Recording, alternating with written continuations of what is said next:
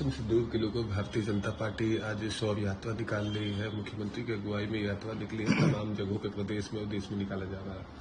देखिए, समाजवादी पार्टी समझती कि देश के जो सेना है उसके शौर्य और पराक्रम को पूरा देश सलाम कर रहा है। समाजवादी पार्टी सलाम कर रही है। भारतीय जनता पार्टी, उनके मंत्री जिस तरह से अब सेना को लेकर सवाल खड़े कर रहे हैं, एक सेना के अधिकारी को लेकर सवाल खड़े कर रहे हैं, उसके बाद भारतीय जनता पार्टी वो तिरंगा यात्रा भी निकाल रही है, एक तरफ सेना का अपमान कर रही है। तो सवाल ये है कि भारतीय जनता पार्टी आखिर राजनीति से कब बात आएगी। इसलिए भारतीय जनता पार्टी तिरंगा यात्रा निकाल ली, उस पर समाजवादी पार्टी को कोई टिप्पणी नहीं करनी। लेकिन जिस तरह से भारतीय जनता पार्टी के एक मंत्री द्वारा बयान दिया गया है, वो बयान निंदनीय है। अमेरिकी राष्ट्रपति डोनाल्ड ट्रंप ने कश्मीर के मध्यस्थता की पेशकश की, इसको किस तरह से देखते हैं? देखिए, अमेरिकी राष्ट्रपति का जो बयान है उस पर सरकार को जो स्थिति है वो स्पष्ट करनी चाहिए, क्योंकि हमारी पहले से संधि है इस बात को लेकर कि दोनों देशों के बीच में कोई तीसरे देश की मध्यस्थता भारत स्वीकार नहीं करेगा। और अब जिस तरह से अमेरिकी राष्ट्रपति का बयान आया है, उस बयान के बाद जो सरकार है उसको इस स्थिति को स्पष्ट करना चाहिए।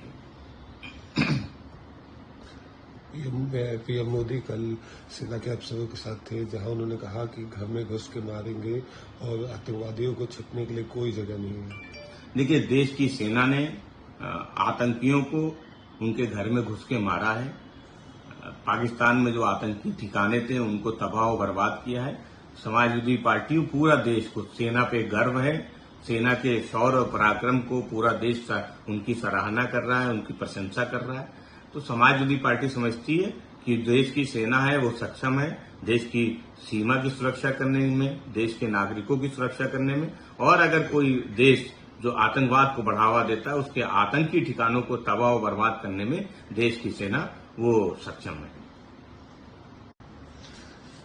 भारत ने जासूसी के आरोप में पाकिस्तान उच्चायोग के कर्मचारी को निष्कासित किया है, क्या कहेंगे? देखिए, जिस तरह से पाकिस्तान लगातार हिंदुस्तान की सीमा में आतंकवाद को बढ़ावा दे रहा था, देश की सेना ने पाकिस्तान को उसका जवाब दिया।